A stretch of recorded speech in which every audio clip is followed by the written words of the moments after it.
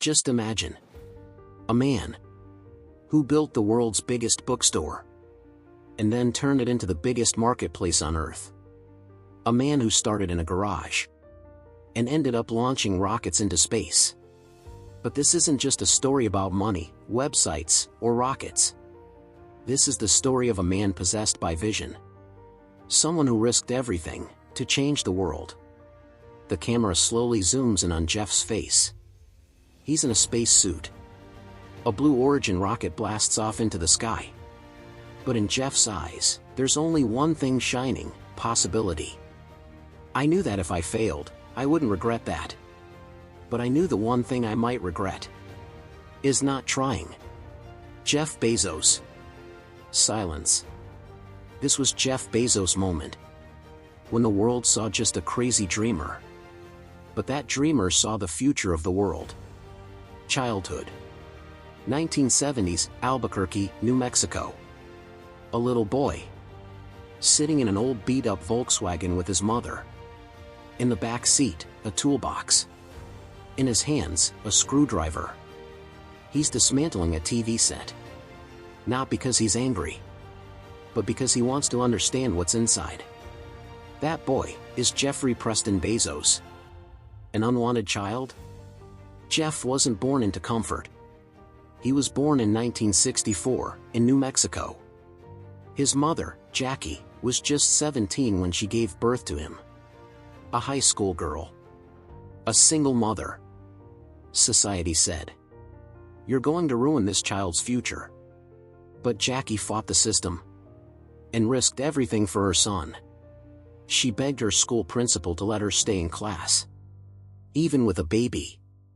The principal agreed on one condition: your baby must not cry in school.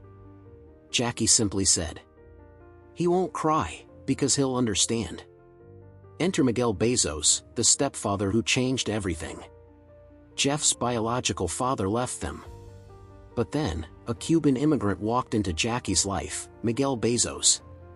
He was an ordinary man with an extraordinary heart. He adopted Jeff and gave him a new name, Jeffrey Preston Bezos. But more than a name, he gave Jeff a value system: hard work, discipline, sacrifice. Ranch life, a childhood unlike others. Every summer, Jeff went to his grandfather's ranch in Texas. No phones. No cable.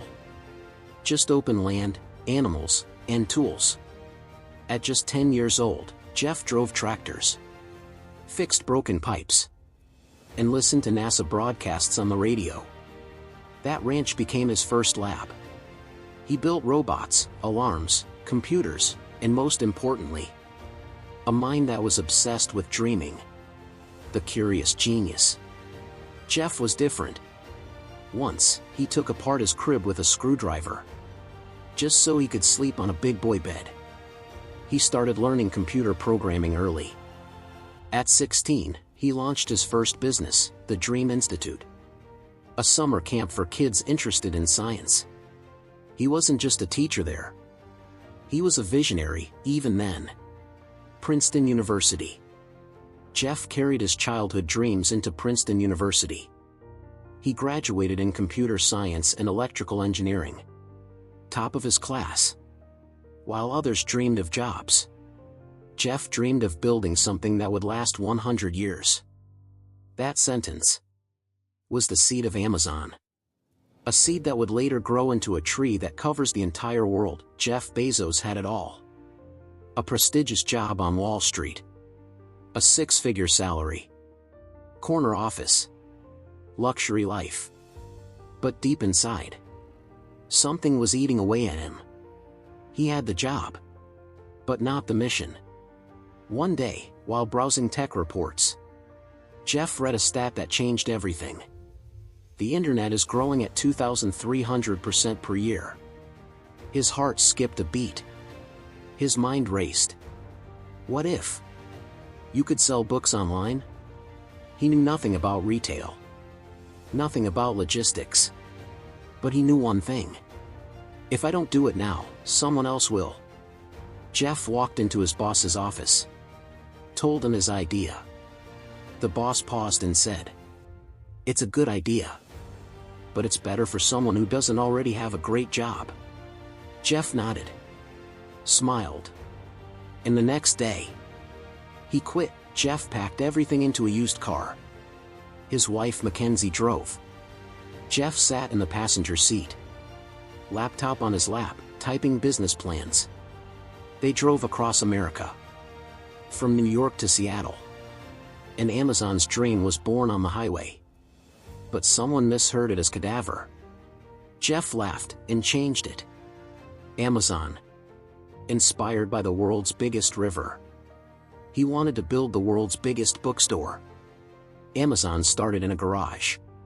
Just Jeff, his wife, and a bell. Every time someone made a sale, the bell rang. The shelves were made of wooden planks. The office was chaos. But the dream was loud and clear. Jeff said, "We are working on something that will change how people shop, forever." Struggles. Amazon office, 1999. By the late 1990s, Amazon was growing fast. Books, then music, then electronics. Investors were excited. Jeff was on magazine covers.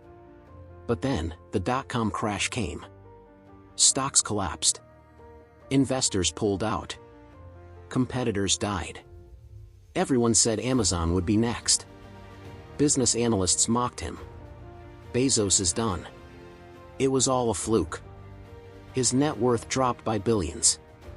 People laughed at his voice. His laugh. His bald head. His crazy vision. But Jeff didn't flinch. He walked into the office and told his team, "This is not the end. This is our moment to survive. Our competitors are dead. We're still breathing." He cut costs, laid off staff, fought lawsuits, and even faced the fear of bankruptcy. But he never stopped believing. Some nights, Jeff sat on the office rooftop, staring at the stars. He once said, "If you never want to be criticized, don't do anything new." He knew pain was part of progress. But there was one more blow waiting for him. His marriage. After years of building the empire together, Jeff and Mackenzie separated. It was personal. It was public. It was painful. But Jeff stayed focused.